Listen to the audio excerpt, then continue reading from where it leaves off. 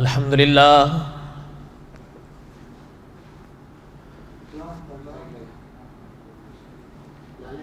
الحمد للہ نحمده ونستعینه ونستغفره ونؤمن به ونتوکل علیہ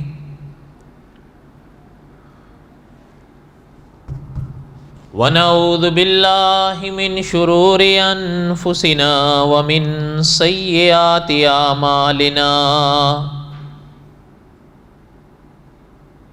من يهده الله فلا مضل له ومن يضلله فلا هادي له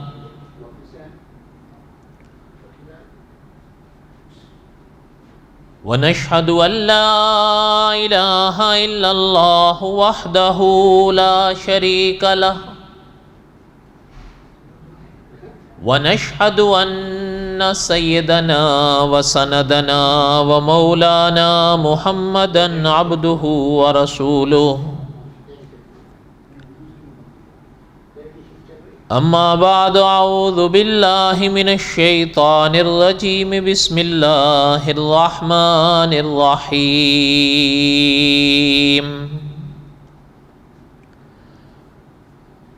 ما کان محمد ابا احد من رجالکم ولکن رسول اللہ وخاتم النبیین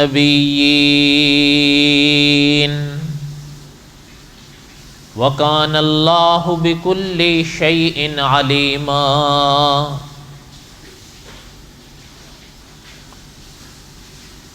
وقال اللہ تعالی فی مقام آخر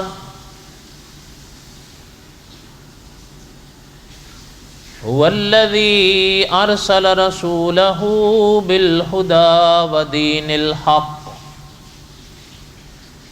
ليظهره على الدين كله وكفى بالله شهيدا محمد رسول الله والذین معه اشداء علی الکفار رحماء بینہم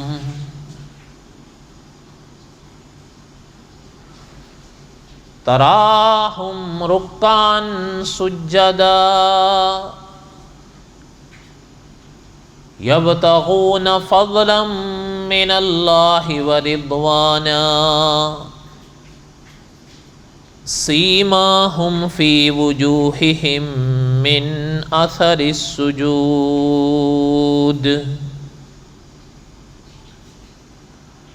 وقال النبی صلی اللہ علیہ وسلم انہ سیکون فی امتی کذابون ثلاثون کلہم یزعم انہ نبی وانا خاتم النبیین لا نبی بعدی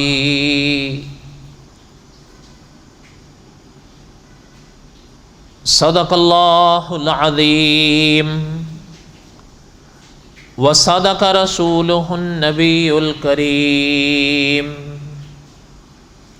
ونحن علی ذلک لمن الشاہدین والشاکرین والحمد للہ رب العالمین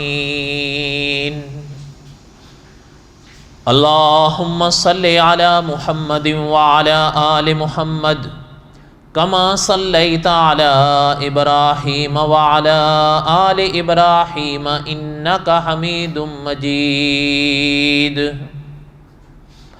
اللہم بارک علی محمد وعلی آل محمد کما بارکت علی ابراہیم وعلی آل ابراہیم انکا حمید مجید ہمہ قسم کی حمد و ثنا اللہ ذات لم یزل لا یزال کی پاک ذات کے لیے،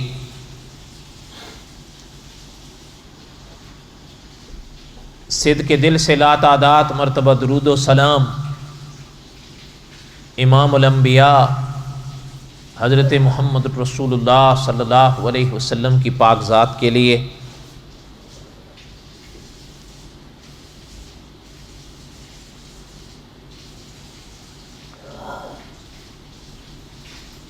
آج چونکہ اس مہینے کا آخری جمعہ ہے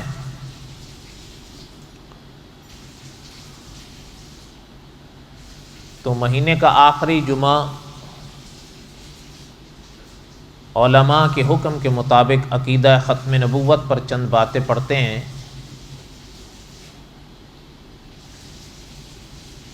اس لیے انشاءاللہ چند ایک باتیں میں عقیدہ ختم نبوت کے حوالے سے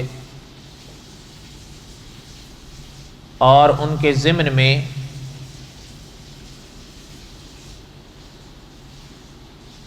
کچھ ضروری باتیں عرض کروں گا انشاءاللہ۔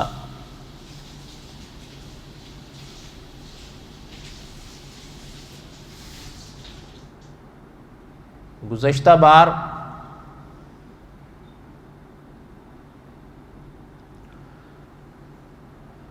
علی بن فضل یمنی کے کچھ حالات تھوڑے سے پڑھے تھے خلاصے کے طور پر،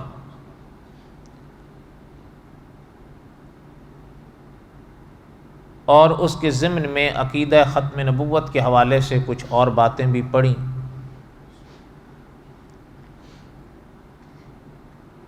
اب مولانا ابو القاسم رفیق دلاوری رحمۃ اللہ علیہ کے اسی کتاب سے کچھ باتیں آگے سے پڑھیں گے انشاءاللہ۔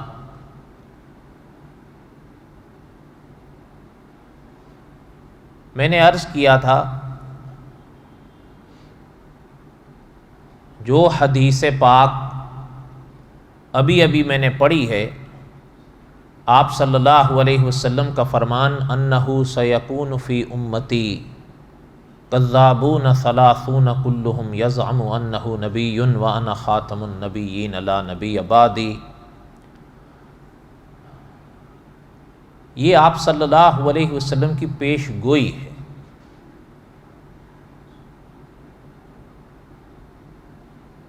مولانا ابو القاسم رفیق دلاوری رحمۃ اللہ علیہ نے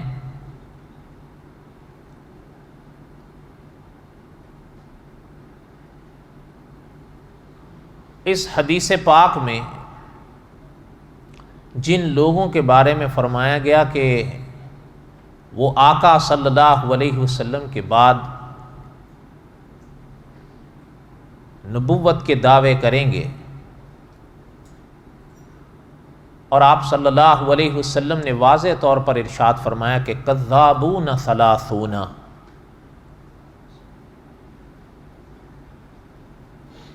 تو مولانا دلاوری رحمۃ اللہ علیہ نے ایسے لوگوں کے حالات پر کتاب آئمہ تلبیس لکھی،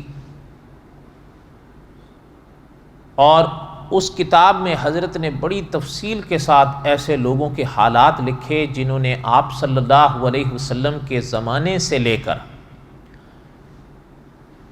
مولانا دلاوری رحمۃ اللہ علیہ کے زمانے تک، یعنی 14ویں صدی تک، الوہیت کے،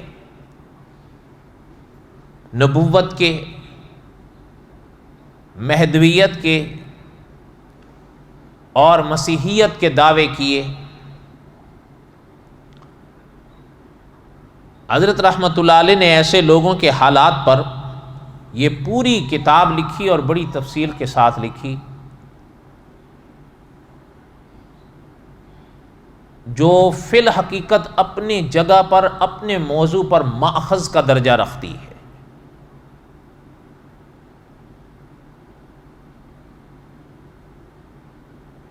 ایسے کئی لوگوں کے حالات پڑھے ہم نے،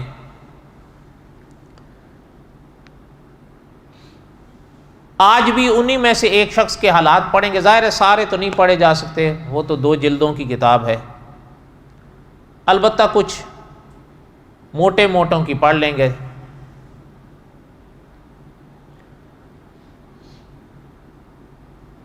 ایسے ہی لوگوں میں مولانا دلاوری رحمۃ اللہ علیہ نے ایک شخص کا حال لکھا ہے کہ اس کا نام تھا محمد بن عبداللہ ابن تومرت، مولانا دلاوری رحمۃ اللہ علیہ نے لکھا ہے یہ 5ویں صدی میں ہوا، اور حضرت رحمۃ اللہ علیہ نے یہ بھی لکھا ہے کہ بلاد مغرب کے پہاڑی علاقے میں پیدا ہوا تھا یہ، اور حضرت رحمۃ اللہ علیہ نے لکھا ہے کہ یہ بھی بڑی ایک عجیب بات ہے، بڑا یعنی عالم شخص تھا، بڑا فاضل شخص تھا، ایسا نہیں کہ کوئی جاہل ہو یا ایسا۔ اور آگے اور انسان پڑھتے ہوئے حیران ہوتا ہے کہ حضرت رحمۃ اللہ علیہ نے لکھا ہے کہ بڑا پرہیزگار بھی تھا، حتیٰ کہ اللہ تعالیٰ معاف فرمائیں شاید کبھی ہمارے سامنے ایسی صورت پیش آ جاتی ہے کہ خلاف شرع، شریعت کے خلاف کوئی کام ہمارے سامنے ہوتا ہے، اللہ تعالیٰ معاف فرمائے مجھے بھی کوئی فرق نہیں پڑتا اور آپ کو بھی کوئی فرق نہیں پڑتا،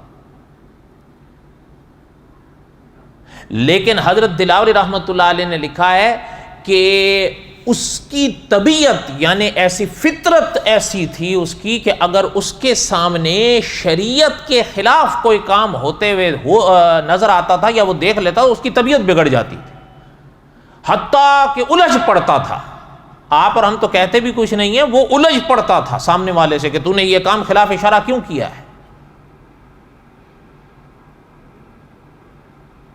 اچھا، جب وہ دوسروں سے خلاف شرع کام برداشت نہیں کر سکتا تھا، خود کہاں کرے گا؟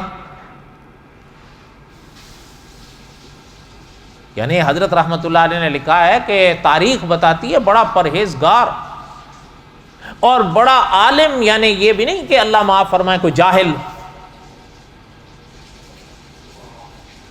لیکن بس صراط مستقیم سے پھٹک گیا۔ اور یہ تو شاید کسی درس میں نے عرض کیا ہو، آپ کے ہمارے سب کے قابل صد احترام شیخ العرب والعجم حضرت شیخ محمد مکی صاحب فرمایا کرتے ہیں کہ جب کوئی پڑھا لکھا پھٹکتا ہے نا تو اس کے واپسی کی امید مشکل ہے۔ ایک شخص نہیں جانتا یا جاہل ہے، اس کو آپ سمجھا لیں گے، پڑھے لکھے کو آپ کیا سمجھائیں گے؟ اللہ ماشاء اللہ۔ بلکہ حضرت نے ایک واقعہ خود بیان فرمایا جو منہاج مسلم کی 2 جلد میں بھی چھپا۔ حضرت نے فرمایا کہ ایک خود ہمارے علاقے میں ایک شخص تھا جو پیر کے لفظ کے ساتھ بڑا مشہور تھا، اور یہ کہا اور سنا جاتا تھا کہ اگر کوئی شخص اس کے پاس جائے تو وہ آنکھوں پر ہاتھ رکھ کر آقا صلی اللہ علیہ وسلم کی زیارت کرا دیتا تھا۔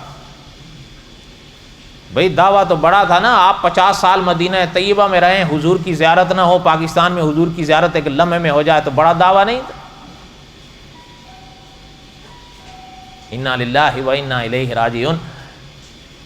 حضرت فرماتے ہیں کہ بہادر پور اور رحیم یار خان کے بیچ میں اس کا بسیرا تھا۔ ایک دفعہ فرمایا ہم وہاں سے گزر رہے تھے، یہ منہاج مسلم میں چھپا، فرمایا ہم میرے ساتھ ایک اور ساتھی تھے، میں نے ان سے کہا کہ آؤ یار ذرا اس کو مل لیتے ہیں، ذرا ہم بھی دیکھ لیتے ہیں کہ اس دعوے میں کتنی کو صداقت ہے۔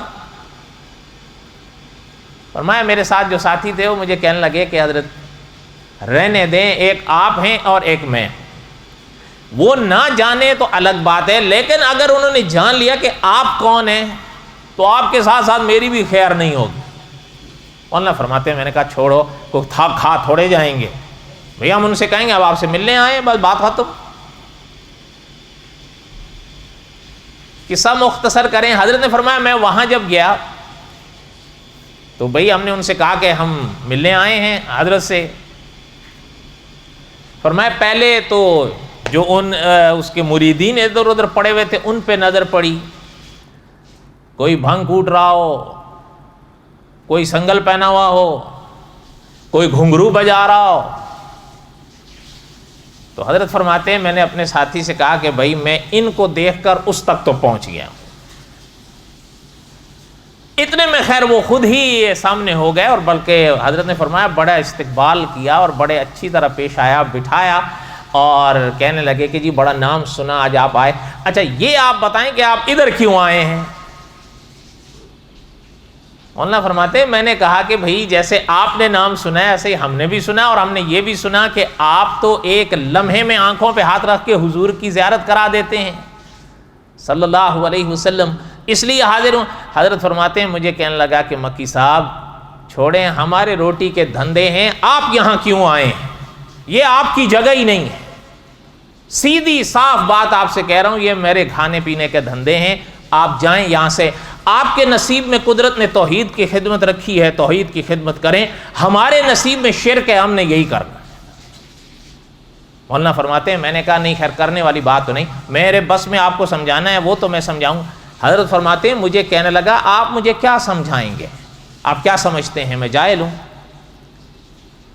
مولانا فرماتے ہیں میں اس کو دیکھنا، مجھے کہنے لگا کہ میں درس نظامی کا عالم ہوں، علم جفر کے انتہا درجے کا پروفیسر ہوں، میں کیا سمجھائیں گے آپ مجھے؟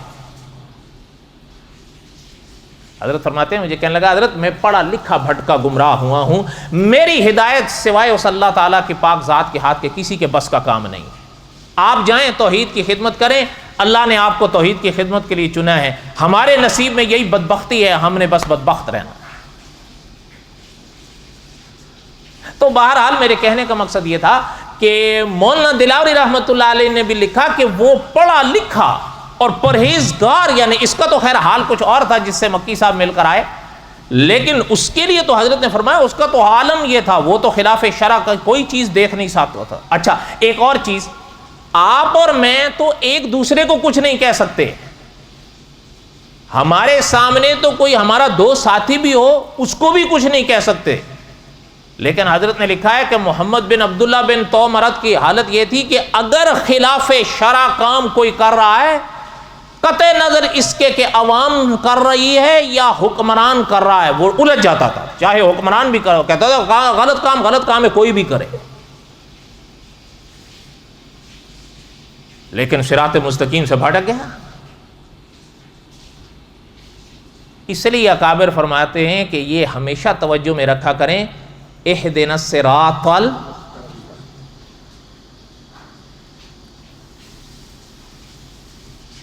اچھا یہ باقاعدہ مولانا نے لکھا کہ اس نے اس طرح جو وہ الجھا تو قاہرہ نے اس کو قاہرہ سے نکالا کہ یہیں سے نکال دو۔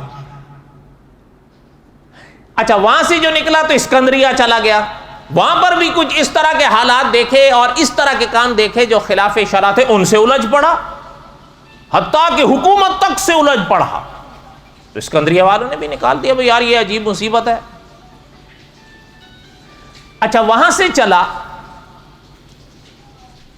قصہ مختصر کریں کہ مولانا دلاوری رحمۃ اللہ علیہ نے لکھا، یعنی توجہ میری طرف رہے، یعنی اس کا جو عالم تھا نا، آپ ذرا دیکھیں کہ اس کا حال دیکھیں ذرا، اور پھر اس کے بعد دیکھیں یہ ایک چیز نا، ایک تو یہ ہے کہ میں پڑھ کے کتاب رکھ دوں، آپ سن کر جو ہے وہ کان چھاڑ دیں، تو کیا نتیجہ نکلے گا؟ فائدہ تو یہ ہے نا کہ میں اپنی اصلاح کروں اور آپ اپنی جگہ اپنی اصلاح کی کوشش کریں۔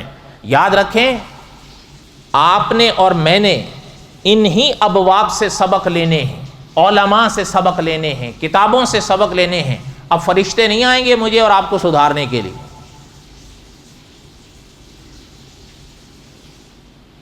مولانا نے لکھا ہے کہ ایک اس کو جہاز کا سفر پیش آیا، ظاہر بات ہے اس جو میں نے ابھی بتایا 5ویں صدی میں یہ ہوا ہے، تو سفر کے عموماً بس یہ دو راستے ہوتے تھے، ایک بری ہوتا تھا دوسرا بحری ہوتا تھا، ہوائی تو اس زمانے میں تھا نہیں۔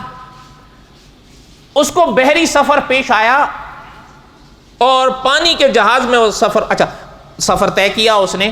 مولانا دلاوری رحمۃ اللہ علیہ نے لکھا ہے کہ اس جہاز کے اندر خال کوئی تھا جو نماز پڑھتا ہو، ایسا تو نہیں کہ نہیں پڑھتے تھے، لیکن ایسے آپ سمجھیں جیسے آٹے میں نمک ہوتا ہے۔ اس کی طبیعت بگڑ گئی، عجیب بات ہے، نماز کا وقت ہو رہا ہے نماز نہیں پڑھ رہے ہیں۔ آپ اور میں تو پڑھتے ہیں نا، نماز کا جب وقت آتا ہے اور جب خاص کر مؤذن کہتا ہے حی علی الصلاۃ، تو آپ اور میں تو دوڑے ہوئے جاتے ہیں۔ صحیح بات ہے یا نہیں؟ مولانا لکھا ہے کہ اس کی طبیعت والوں نے کہا عجیب لوگ ہیں کہ بیٹھے ہوئے ہیں، وہ الجھ پڑا ان سے نماز۔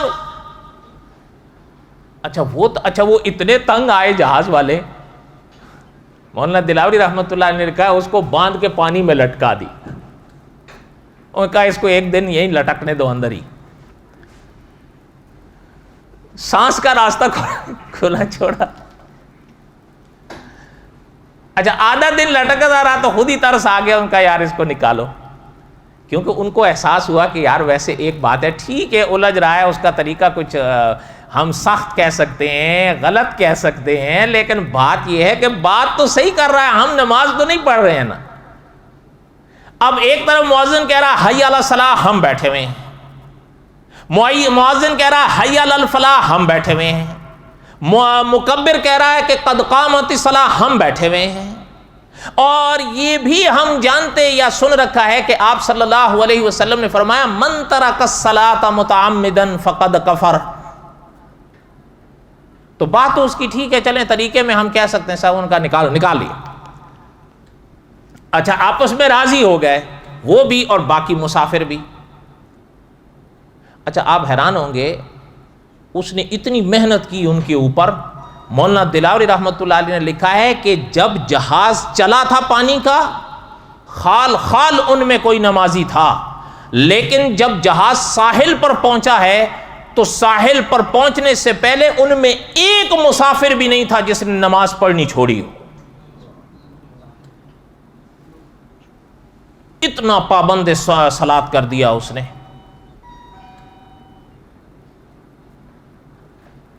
لیکن میں نے بھی عرض کیا پھٹک گیا تو پھٹک گیا.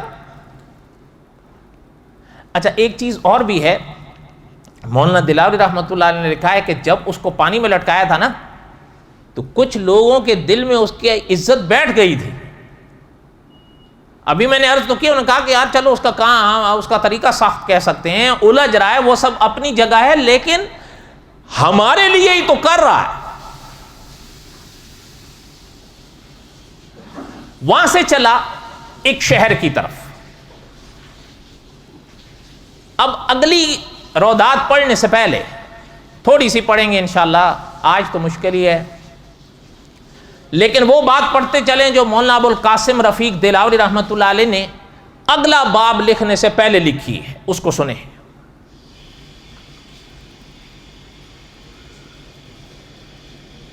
اس کا جو دعویٰ تھا نا، محمد بن عبداللہ بن تومرت کے بات کر رہا ہوں، اس کا جو دعویٰ تھا نا، اس کا دعویٰ یہ تھا کہ میں مہدی ہوں. اچھا اب ذرا ایک دوسری طرف آئیے. آپ صلی اللہ علیہ وسلم کی ابھی میں نے حدیث پڑھی ہے، حضور نے فرمایا، اور حضور کی بڑی مشہور حدیث ہے، انہ سیکون فی امتی کذابون ثلاثون کلہم یزعم انہ نبی وانا خاتم النبیین لا نبی بعدی. حضور نے فرمایا میرے بعد 30 آئیں گے، جھوٹے ہوں گے، پرلے درجے کے جھوٹے ہوں گے، لیکن میں آپ سے پوچھتا ہوں آئے یا نہیں آئے؟ اچھا جہاں آپ صلی اللہ علیہ وسلم کا واضح فرمان موجود ہے کہ ہم اللہ کے آخری نبی ہیں. اچھا خاتم النبیین کا لفظ قرآن پاک میں بھی ہے، خاتم النبیین کا لفظ حدیث پاک میں بھی ہے. مناظر ختم نبوت حضرت چنیوٹی صاحب رحمۃ اللہ علیہ فرمایا کرتے تھے قرآن پاک کے جس پاک لفظ کا معنی حضور خود کر دیں صلی اللہ علیہ وسلم، پھر کسی اور سوال کی گنجائش رہتی ہے؟ اب قرآن پاک کی طرف آئیے. ما کان محمد، اس پاک آیت میں حضور کا نام آیا ہے، ابا احد من رجالکم ولکن رسول اللہ. آگے کیا ہے؟ وخاتمن. اچھا اب یہاں پر آپ صلی اللہ علیہ وسلم کا فرمان دیکھیں، حضور نے فرمایا انا خاتم النبیین لا نبی. یہ لا نبی بعدی، خاتم النبیین کا معنی ہی تو ہے، اور کیا ہے؟ حضرت چنوٹی صاحب رحمۃ اللہ علیہ فرماتے تھے جس پاک جملے کا معنی حضور نے جب خود کر دیا تو پھر کسی سوال کی گنجائش رہ گئی؟ اس کے باوجود بھی آئے، 14 صدیوں میں آئے، اور آپ صلی اللہ علیہ وسلم کا ابھی میں نے فرمان پڑھا ہے، حضور نے فرمایا کذابون ثلاثون، کتنے آئیں گے؟ وہ 30 پورے ہوں گے قیامت سے پہلے پہلے. پتہ چلتا ہے پہلے بھی آئے اور آتے بھی رہیں گے، 30 پورے کر ہوں گے. اچھا، جب میرے بات کرنے کا مقصد کیا تھا؟ بات کرنے کا مقصد یہ تھا کہ جب آپ صلی اللہ علیہ وسلم کا واضح فرمان موجود ہے کہ میرے بعد کوئی نبی نہیں ہے، ہم اللہ کے آخری نبی ہیں، اس کے باوجود دعوے دار نبوت کے آئے یا نہیں؟ تو جہاں مہدی کی بات ہے تو حضرت مہدی کے لیے تو آپ صلی اللہ علیہ وسلم کا فرمان موجود ہے کہ میری امت میں قیامت سے پہلے مہدی آئیں گے.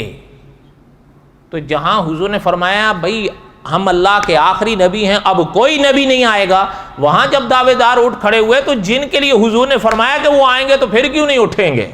ضرور اٹھیں گے. ایک بات. دوسری بات، حضرت مہدی کا نام حدیث کی کتابوں کی روشنی میں علماء نے لکھا محمد، ان کے والد کا نام عبداللہ. اچھا، اس کا تو ابن تومرت کا کیا نام؟ اپنا نام محمد تھا، والد کا نام عبداللہ تھا. اس کو شیطان نے سجائی یہ تو ہی ہے پھر. حالانکہ میں نے ابھی عرض کیا اس کی پرہیزگاری دیکھیں، اس کی احتیاط دیکھیں.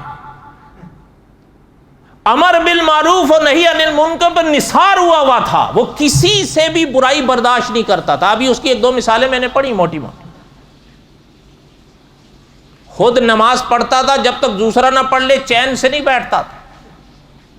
خود گناہ سے بچتا تھا، جب تک دوسرا نہ بچے چین سے نہیں بیٹھتا تھا.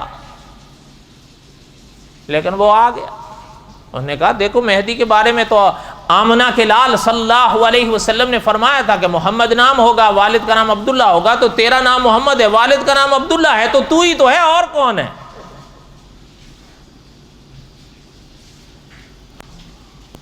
اس نے مہدی ہونے کا دعویٰ کر دیا.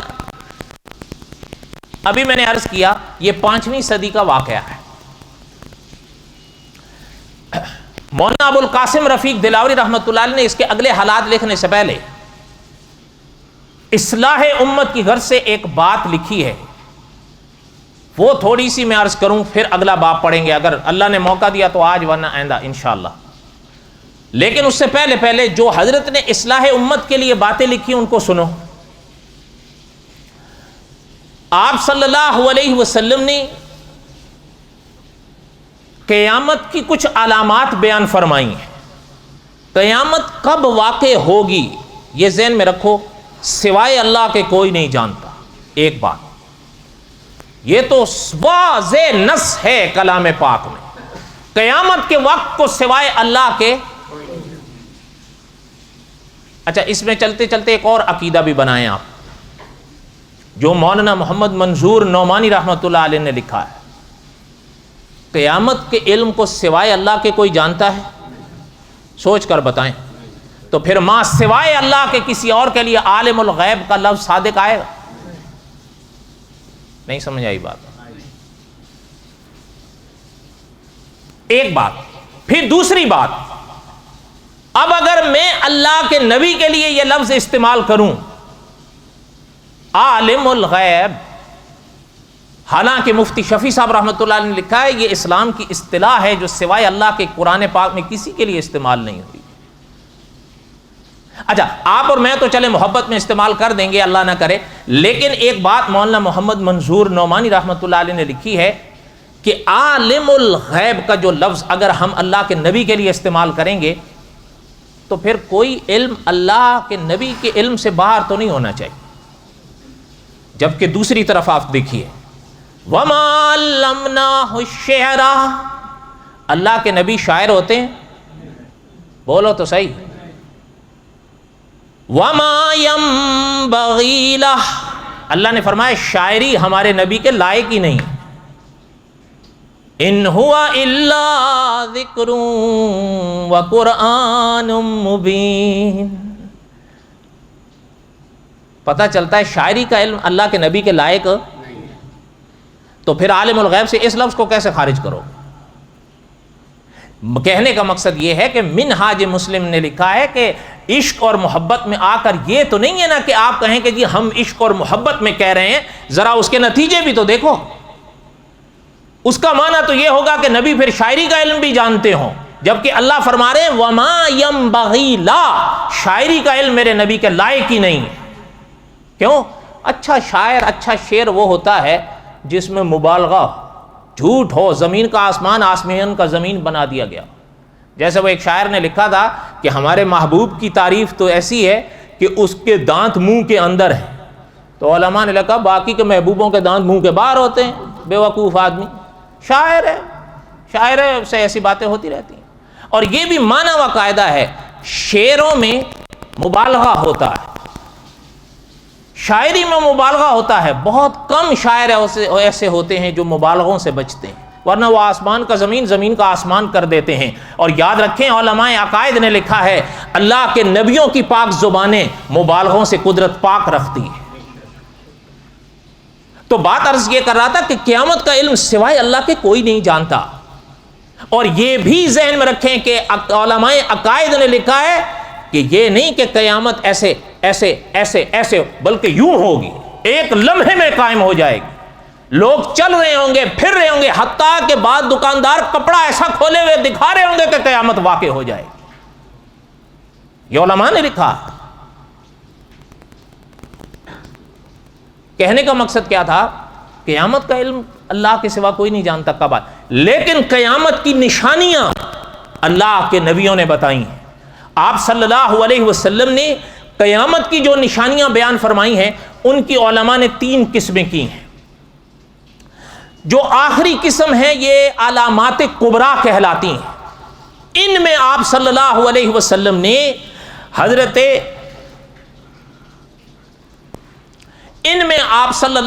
وسلم نے جو علامات کبریٰ بیان فرمائی ہیں ان میں حضرت عیسیٰ بن مریم علیہ السلام کا نزول، اور حضرت عیسیٰ بن مریم علیہ السلام سے پہلے حضرت مہدی کی پیدائش ہے۔ یہ علامات کبریٰ میں سے ہیں۔ دابت الارض کا ظاہر ہونا یہ علامات کبریٰ میں سے ہے۔ دجال کا نکلنا علامات کبریٰ میں سے ہے۔ یاجوج ماجوج کا باہر آنا یہ علامات کبریٰ میں سے ہے۔ اور یاد رکھیں صاحب منہاج مسلم نے لکھا ہے کہ یہ معراج والے نبی کی باتیں ہیں جو کبھی غلط نہیں ہوں گی، سوال ہی نہیں پیدا ہوتا۔ جو باتیں آپ صلی اللہ علیہ وسلم نے پہلے ارشاد فرمائیں، سورج سے زیادہ روشن ہو کر آج سامنے آئی ہیں، جو باقی ہیں وہ بھی آئیں گی۔ جو علامات قیامت ہیں بڑی، وہ آخر میں آئیں گی۔ ان میں حضرت مہدی کی پیدائش ہے۔ کچھ لوگ اب انکار کرنے لگے ہیں حضرت مہدی کی پیدائش سے۔ وہ کہتے ہیں کہ ایسی بات نہیں ہے۔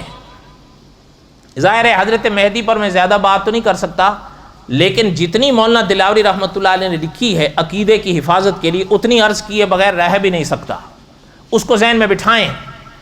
علماء اہل سنت و جماعت نے لکھا ہے کہ جیسے حضرت عیسیٰ بن مریم کا قیامت سے پہلے آسمان سے واپس آنا برحق ہے، علماء اہل سنت اور اہل سنت مسلمانوں کا عقیدوں کا حصہ ہے، اسی طرح حضرت مہدی کی پیدائش بھی علماء اہل سنت اور مسلمان اہل سنت کا یہ عقیدہ ہے۔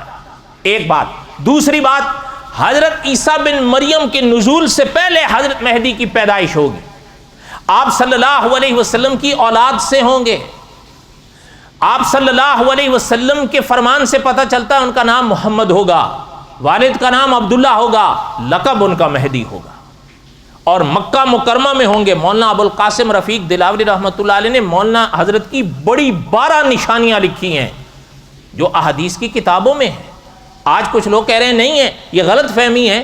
بڑی حیرانگی کی بات ہوتی ہے، علماء نے لکھا ہے، آپ کو یاد ہوں گے آپ کے ملک میں کراچی میں مفتی نظام الدین شامزئی ہوتے تھے رحمۃ اللہ علیہ، جو شہید کر دیے گئے۔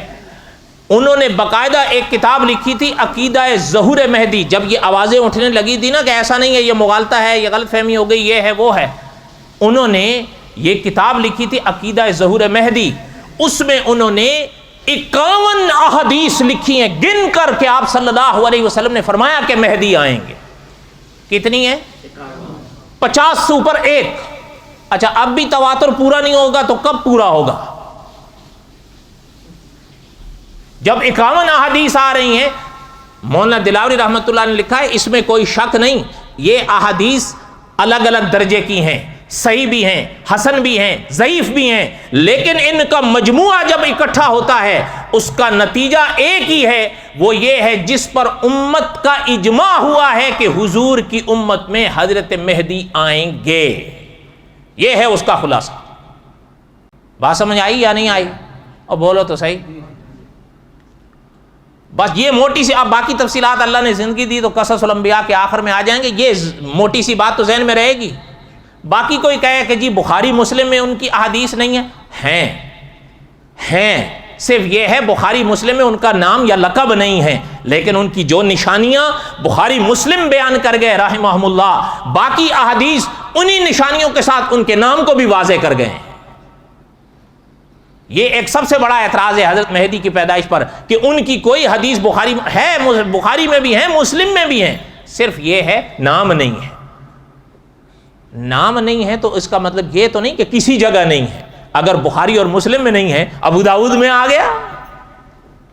میں آپ سے پوچھتا ہوں، ابو داؤد احادیث کی کتاب نہیں ہے؟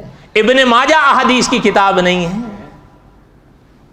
اس لیے یہ کہنا اجماع ہے حضور کی امت کا اس مسئلے پر کہ حضرت مہدی قیامت سے پہلے آئیں گے، بلکہ یہاں تک مولانا اسحاق دہلوی مرحوم گزرے زمانہ ہو گیا، انہوں نے معجزات مسیح علیہ السلام کی، اور علماء نے بھی لکھی ہے، صرف ان پر کیا انحصار ہے، علماء نے لکھا ہے جو پہلی نماز تیار ہوگی اس مقام پر فجر کی، حضرت عیسیٰ بن مریم کا نزول ہوگا، سارے مسلمان جماعت پہلے تیار ہوگی، حضرت عیسیٰ بن مریم آ جائیں، حضرت مہدی خود فرمائیں گے حضرت عیسیٰ بن مریم سے کہ آپ نماز پڑھائیں، تو حضرت عیسیٰ بن مریم فرمائیں گے یہ عہدہ آپ کا ہے، ہم آپ کے پیچھے پڑھیں گے۔ علامہ خالد محمود صاحب رحمۃ اللہ علیہ نے لکھا ہے پہلی نماز ایسے ہی ہوگی، حضرت مہدی امام بنیں گے، حضرت عیسیٰ ان کے پیچھے مقتدی بنیں گے۔ اور یہ حضرت عیسیٰ کا عمل کیوں ہوگا؟ اس لیے ہوگا کہ حضرت عیسیٰ بن مریم علیہ السلام عملی طور پر ساری دنیا کو یہ سبق اور پیغام دے دیں گے کہ بھائی میں کوئی نبی اور رسول بن کر شریعت نافذ کرنے نہیں آیا، میں حضرت محمد الرسول اللہ کا خلیفہ بن کر آیا ہوں صلی اللہ علیہ وسلم۔ بات سمجھ آئی؟ تو حضرت مہدی کی پیدائش برحق، حضرت عیسیٰ بن مریم کا نزول بھی برحق، یہ ہمارے اور آپ کے عقیدے ہیں۔ آج کچھ غلط ہوائیں چل رہی ہیں، ان کو چھوڑو، جس پر حضور کی امت کا اجماع ہے، 14 صدیوں سے حضور کی امت کا اجماع ہے۔ آپ صلی اللہ علیہ وسلم کا پاک فرمان، مفتی رفیع عثمانی صاحب آپ کے ملک کے سب سے بڑے مفتی ہیں، انہوں نے اجماع میں فقہ میں اجماع کا مقام کی نامی کتاب میں لکھا ہے، حضور نے فرمایا میری امت کی کثرت کبھی گمراہی پر متفق نہیں ہو سکتی۔ امت حضور کی امت۔ اچھا ایک اور چیز بھی علامہ خالد محمود صاحب نے لکھی ہے، یا وہ ذہن میں رکھیں اگر سمجھ سکیں تو ہے علمی، حضرت نے لکھا ہے حضور کی امت کا ہر شخص تو معصوم نہیں ہے، حضور کی امت کا ہر شخص نویکلا تو معصوم نہیں ہے، لیکن حضور کی امت کا اجماع معصوم ہے۔ جب یہ سارے اکٹھے ہو جائیں، حضور نے فرمایا میری امت کی کثرت کبھی غلطی پر متفق نہیں ہوگی۔ نہیں سمجھ آئی؟ میں نے پہلے کہا علمی بات ہے، شاید آپ کے میرے لیول سے تھوڑی اوپر کی ہوگی، اشارہ کر دیا، اب آپ جتنا سمجھ سکیں۔ ایک آخری چیز عرض کروں، اب بہرحال ربط ہے یا نہیں لیکن مجھے یاد آئی، دیکھیں آپ اور میں یہ چیزیں پڑھتے ہیں، سنتے ہیں، یاد نہیں رکھتے، یہ سچ ہے۔ میں نے ابھی 2-3 دفعہ اس درس میں بتایا ہے، محمد بن عبداللہ بن تومرت کون سی صدی میں تھا؟ 5ویں میں تھا نا، اب ذہن میں رکھیں۔ ہم نے پڑھا حضرت مہدی کے بارے میں، اس کو اللہ تعالیٰ معاف فرمائے کیا سوجھی، حالانکہ میں نے پہلے عرض کیا بڑا پرہیزگار، پڑھا لکھا، پھٹک گیا، لیکن اللہ والوں کے حال دیکھیں۔ میں آج صبح بھی حیران ہو رہا تھا اس چیز پر، آپ ذرا دھیان میری طرف دیں، توجہ نہ ہٹے ورنہ بات نہیں سمجھ میں آئی۔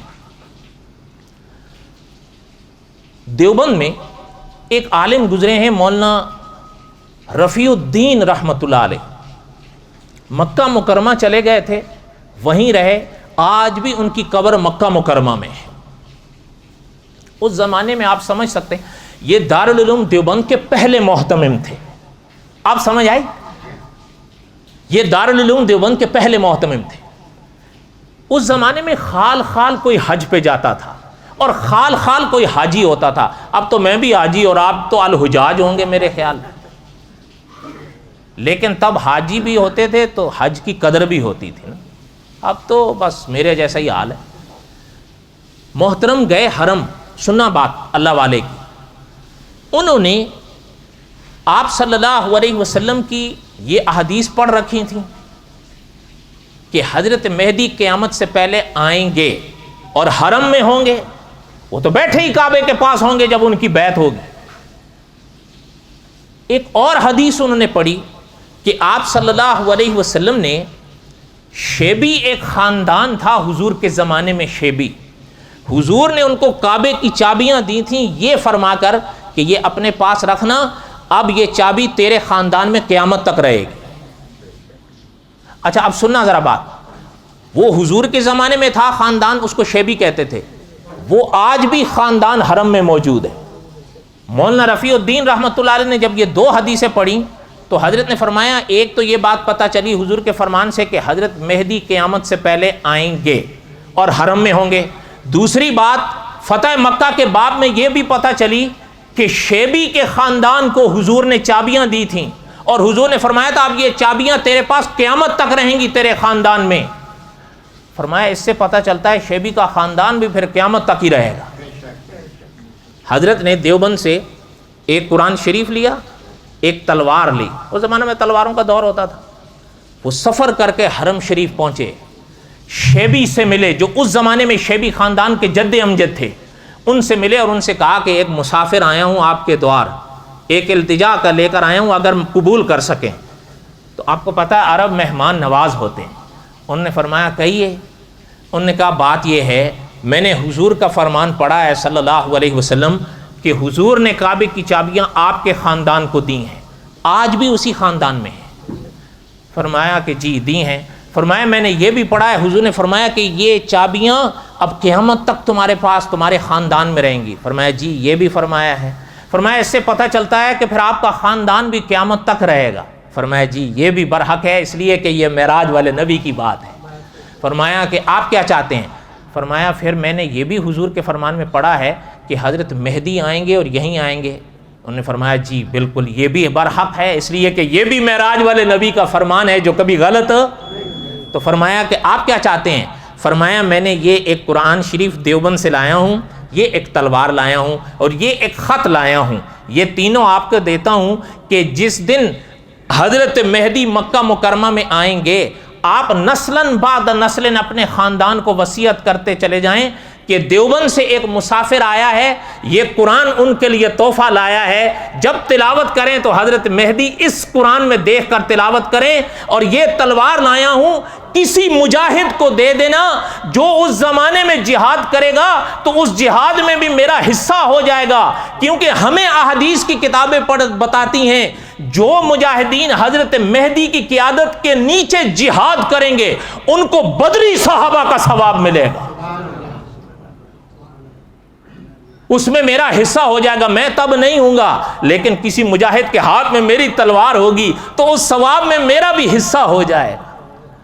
یہ تینوں چیزیں حضرت مہدی کے نام پہ وہ خط مولانا رفیع الدین رحمۃ اللہ علیہ کا، قرآن پاک اور وہ تلوار آج بھی شیبی کے خاندان میں امانتاً حضرت مہدی کے لیے پڑی ہوئی ہے۔